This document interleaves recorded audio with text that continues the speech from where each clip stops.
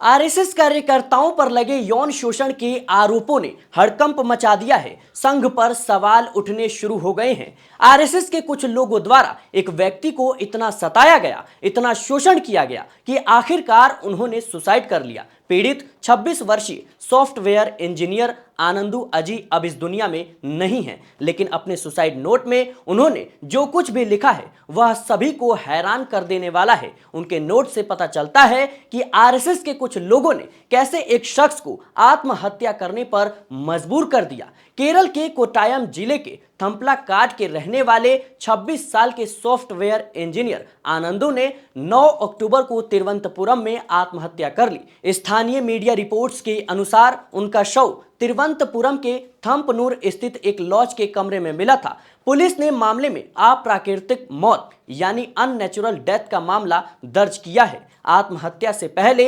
आनंदू ने एक Instagram post के जरिए आरएसएस के लोगों पर यौन शोषण का आरोप लगाया। इस मामले पर कांग्रेस ने क्या कहा और कैसे आरएसएस सवालों के घेरे में है, ये आपको हम जरूर बताएंगे। लेकिन उससे पहले आपको सुसाइड नोट सुना देते हैं जो आनंदू ने जाने से पहले लिखा था। तो ध्यान से सुनिएगा आनंदू अजी का सुसाइड नोट।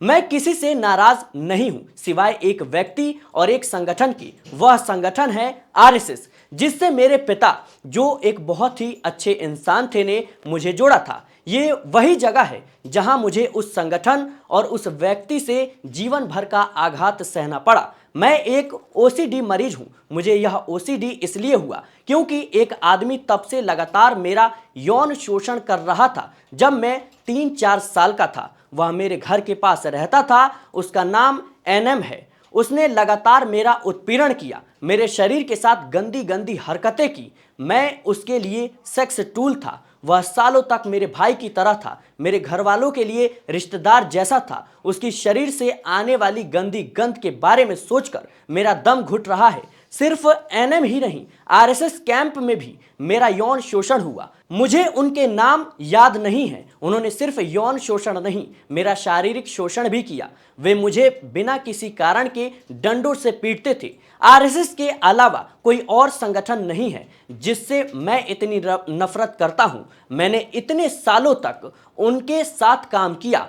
मैं कई ऐसे बच्चों को जानता हूं जिनके साथ आरएसएस कैंप्स में ऐसा ही हुआ था। आरएसएस के किसी सदस्य से कभी दोस्ती मत करो, चाहे वो तुम्हारा परिवार ही क्यों ना हो, तुम्हारे पिता, भाई या बेटा ही क्यों ना हो। उनसे नाता तोड़ लो। उनके अंदर बहुत जहर भरा है। मैंने अब वह संगठन छोड़ दिया है, इसलिए ये बातें खुलकर कह पा रहा हूं। वे कई बच्चों का यौन और शारीरिक शोषण करते हैं। मुझे पता है कि मेरी कोई बात पर यकीन नहीं करेगा क्योंकि मेरे पास कोई सबूत नहीं है, लेकिन मेरा जीवन ही मेरा सबूत है। मैं नहीं चाहता कि दुनिया के किसी और बच्चे को यह सब सहना पड़े जो मैंने सहा। बच्चे अपने पेरेंट्स से इस बारे में खुलकर बात नहीं कर पाते क्योंकि वे डर जाते हैं। माता पिता को बच्चों के साथ एक अच्छा रिश्ता बनाना चाहिए ताकि वे उनसे सब कुछ शेयर कर सके। आनंदू अजी। बता दें दर्शकों कि ये नोट था, ये आत्महत्या से पहले आनंदू ने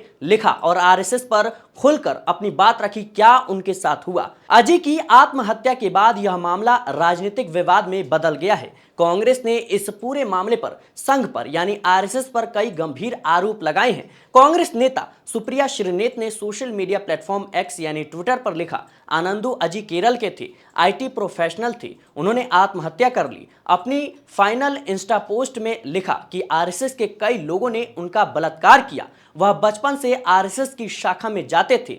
उनके साथ 3-4 साल की उम्र से बलात्कार हो रहा था। आरएसएस को इतने बड़े आरोप का जवाब देना चाहिए। देखिए जरा वीडियो। आनंदू अजी नाम के केरल के एक आईटी प्रोफेशनल थे, युवा थे। उन्होंने आत्महत्या कर ली और अपने अंतिम सुसाइड नोट में जो उन्होंने इंस्टाग्राम पे पोस्ट किया, उन्होंने लिखा ये उन्होंने मानसिक यातनाएं झेलते हुए किया है क्योंकि आरएसएस की शाखाओं में उनके साथ लगातार बचपन से यौन उत्पीड़न हुआ है, उनका बलात्कार हुआ और ये एक बार नहीं, ये आरएसएस के कई लोगों ने कई बार किया है। चिंता की बात यह है कि वो अपने सुसाइड नोट में ये लिख कर गए कि ऐसा तमाम बच्चों के साथ होता है जो उन शाखाओं में जाते हैं, तमाम छोटे लड़कों के साथ होता है। ये एक बेहद गंभीर आरोप है और इस पर आरएसएस चुप नहीं रह सकता है।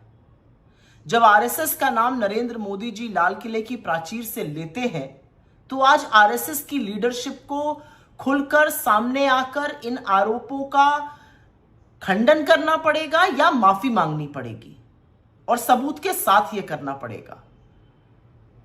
अपने डाइंग डिक्लेरेशन में एक व्यक्ति ने आरएसएस में हुआ यौन उत्पीड़न, उनके साथ हुए बलात्कार का बहुत डिस्क्रिप्शन देकर वो नोट लिखा है। ऐसे तमाम लाखों बच्चे हैं, लाखों छोटे बच्चे, छोटे लड़के जो इन आरएसएस की शाखाओं में जाते हैं।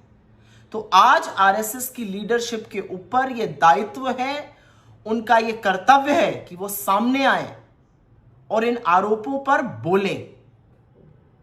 और आपसे तो सिर्फ मैं इतना कहूंगी, अपने छोटे बच्चों को आप कहां भेज रहे हैं और उनके साथ क्या हो रहा है, इसको लेकर सजग हो जाइए। ये बहुत गंभीर आरोप है, ये यौन उत्पीड़न के आरोप है, ये बलात्कार के आरोप है, ये छोटी मोटी बात नहीं है। और ये आरोप इसलिए भी ज्यादा चिंताजनक है क्योंकि ये कहते हैं ऐसा तमाम बच्चों के साथ अभी भी हो रहा है।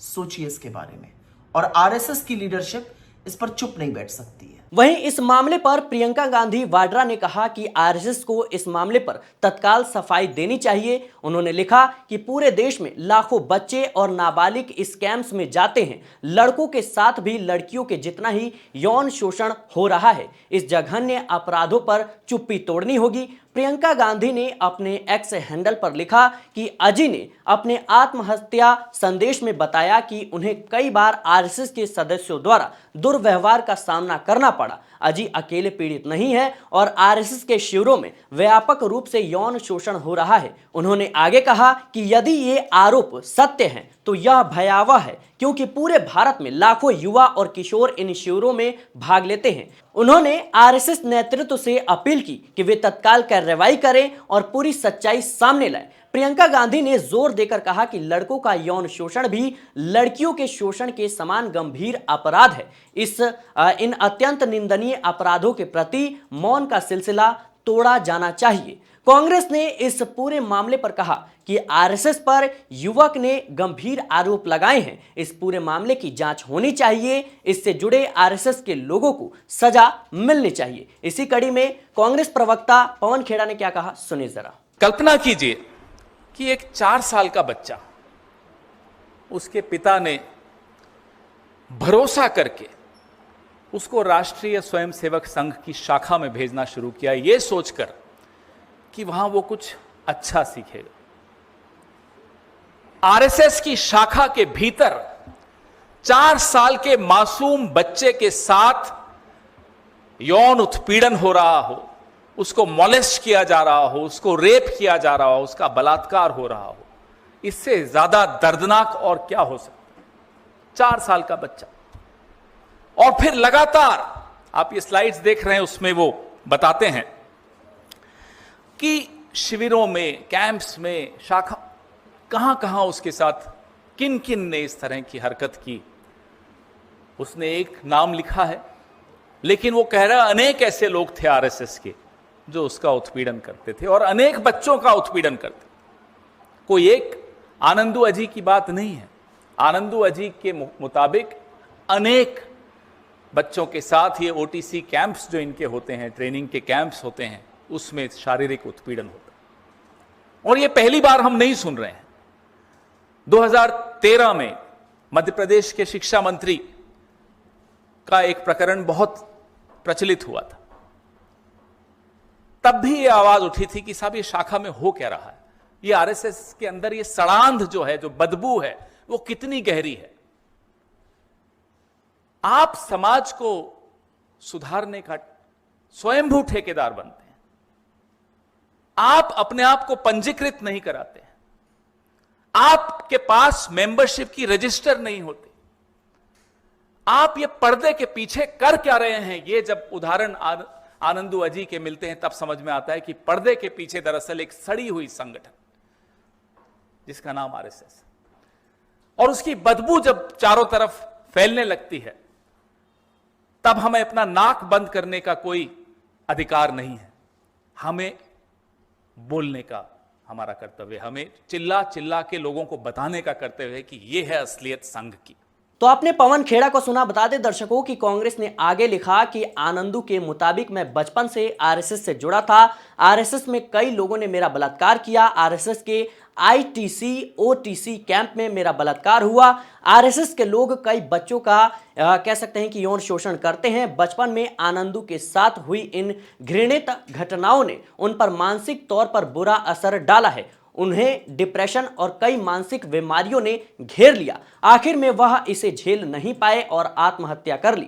कांग्रेस ने लिखा कि आरएसएस को लेकर ये बेहद गंभीर बातें हैं जो एक युवक ने जान देने से पहले लिखी हैं। आरएसएस की वजह से आनंदू ने जीते जी जो प्रताड़ना झेली, जो दुख झेला, जो मानसिक सदमा रहा, वह भुलाया नहीं जा सकता। आनंदू को हर हाल में न्याय मिलना चाहिए। बता दें दर्शकों कि आनंदू के साथ हुई इस घटना के बाद अब आरएसएस नेतृत्व पर सवाल उठने शुरू हो गए हैं, क्योंकि आरएसएस अपना शताब्दी वर्ष मना रहा है और देश भर से करोड़ों की संख्या में, लाखों की संख्या में जो युवक हैं वो कहीं ना कहीं शाखा में जा रहे हैं, आरएसएस के कार्यक्रमों में भाग ले रहे हैं। ऐसे में विपक्ष, खास तौर पर कांग्रेस पार्टी लगातार सवाल उठा रही है कि जो आरएसएस नेतृत्व है इस पूरे मुद्दे पर अपनी सफाई दे और उचित कार्रवाई करे अगर ये तमाम चीजें सही है तो। लेकिन आरएसएस की तरफ से अभी तक कोई सफाई सामने नहीं आई है और यही कारण है कि लगातार ये मामला बढ़ता जा रहा है, आरएसएस पर सवाल उठने शुरू हो गए हैं।